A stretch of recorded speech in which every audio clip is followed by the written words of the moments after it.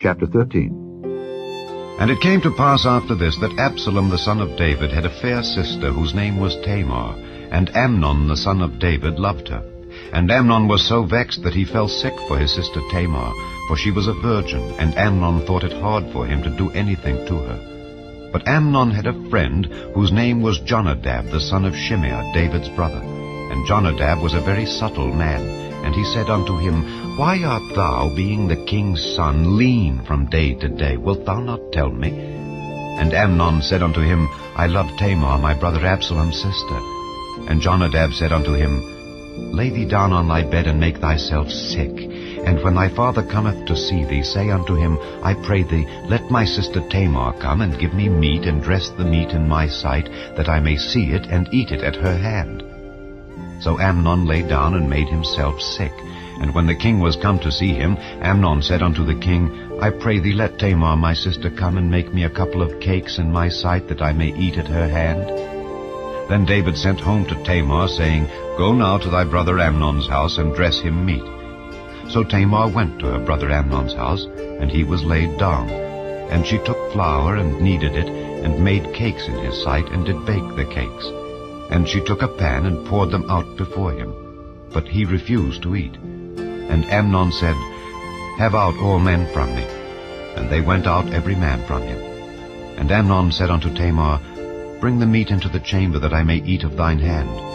And Tamar took the cakes which she had made, and brought them into the chamber to Amnon her brother. And when she had brought them unto him to eat, he took hold of her, and said unto her, Come lie with me, my sister. And she answered him, Nay, my brother, do not force me, for no such thing ought to be done in Israel. Do not thou this folly. And I, whither shall I cause my shame to go? And as for thee, thou shalt be as one of the fools in Israel. Now therefore I pray thee, speak unto the king, for he will not withhold me from thee. Howbeit he would not hearken unto her voice, but being stronger than she, forced her, and lay with her. Then Amnon hated her exceedingly, so that the hatred wherewith he hated her was greater than the love wherewith he had loved her. And Amnon said unto her, Arise, be gone. And she said unto him, There is no cause. This evil in sending me away is greater than the other that thou didst unto me.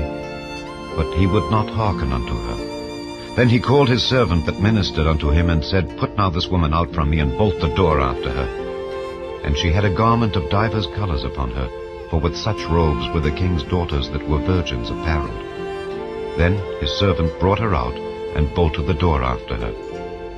And Tamar put ashes on her head, and rent her garment of divers colors that was on her, and laid her hand on her head, and went on crying. And Absalom her brother said unto her, Hath Amnon thy brother been with thee?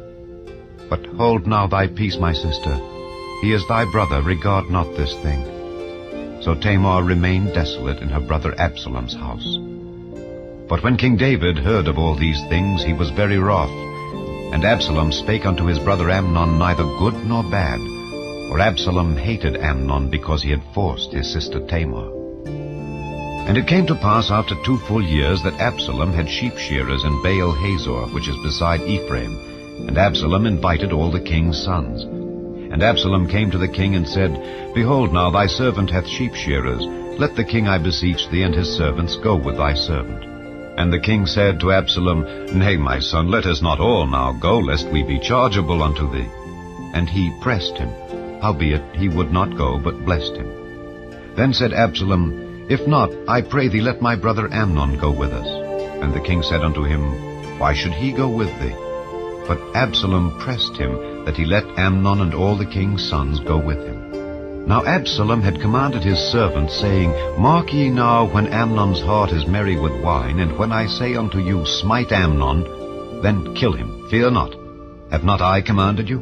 Be courageous and be valiant. And the servants of Absalom did unto Amnon as Absalom had commanded. Then all the king's sons arose, and every man gat him up upon his mule, and fled. And it came to pass, while they were in the way, that tidings came to David, saying, Absalom hath slain all the king's sons, and there is not one of them left. Then the king arose, and tare his garments, and lay on the earth, and all his servants stood by with their clothes rent. And Jonadab the son of Shimeah, David's brother, answered and said, Let not my lord suppose that they have slain all the young men the king's sons, for Amnon only is dead. For by the appointment of Absalom this hath been determined from the day that he forced his sister Tamar. Now therefore let not my lord the king take the thing to his heart to think that all the king's sons are dead, for Amnon only is dead. But Absalom fled, and the young man that kept the watch lifted up his eyes and looked, and behold, there came much people by the way of the hillside behind him. And Jonadab said unto the king, Behold, the king's sons come. As thy servant said, so it is. And it came to pass, as soon as he had made an end of speaking, that, behold, the king's sons came, and lifted up their voice, and wept. And the king also and all his servants wept very sore. But Absalom fled, and went to Talmai, the son of Ammihud, king of Geshur. And David mourned for his son every day. So Absalom fled and went to Geshur, and was there 3 years. And the soul of King David longed to go forth unto Absalom, for he was comforted concerning Amnon, seeing he was dead.